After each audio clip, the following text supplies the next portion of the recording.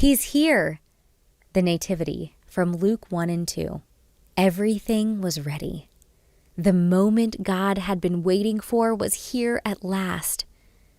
God was coming to help his people just as he had promised in the beginning. But how would he come?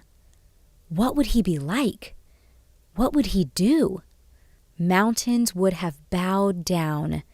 Seas would have roared. Trees would have clapped their hands.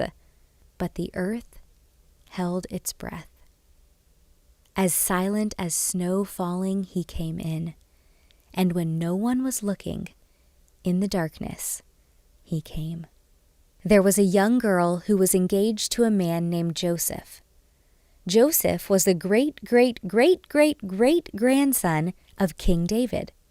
One morning, this girl was minding her own business when suddenly a great warrior of light appeared right there in her bedroom.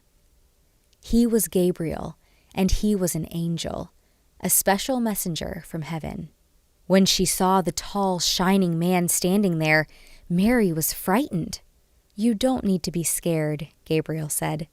"God is very happy with you." Mary looked around to see if perhaps he was talking to someone else. "Mary," Gabriel said, and he laughed with such gladness that Mary's eyes filled with sudden tears. "Mary, you're going to have a baby, a little boy.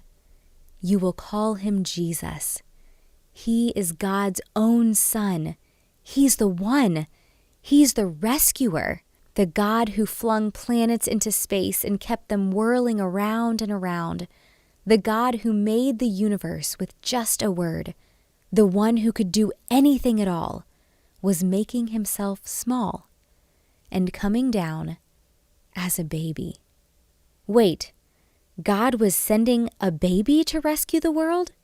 "But it's too wonderful," Mary said, and felt her heart beating hard. "How can it be true?"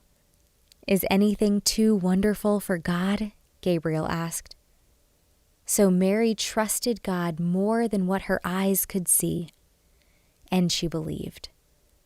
"I am God's servant," she said. "Whatever God says, I will do." Sure enough, it was just as the angel had said. 9 months later, Mary was almost ready to have her baby. Now, Mary and Joseph had to take a trip to Bethlehem, the town King David was from. But when they reached the little town, they found every room was full. Every bed was taken. "Go away," the innkeepers told them. "There isn't any place for you." Where would they stay? Soon Mary's baby would come. They couldn't find anywhere except an old, tumble-down stable.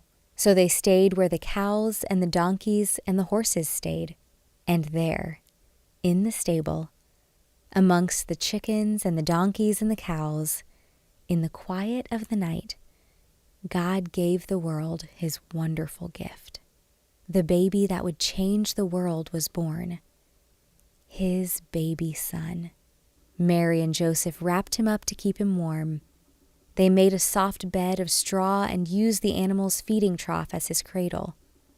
And they gazed in wonder at God's great gift, wrapped in swaddling clothes and lying in a manger. Mary and Joseph named him Jesus, Emmanuel, which means God has come to live with us. Because, of course, he had.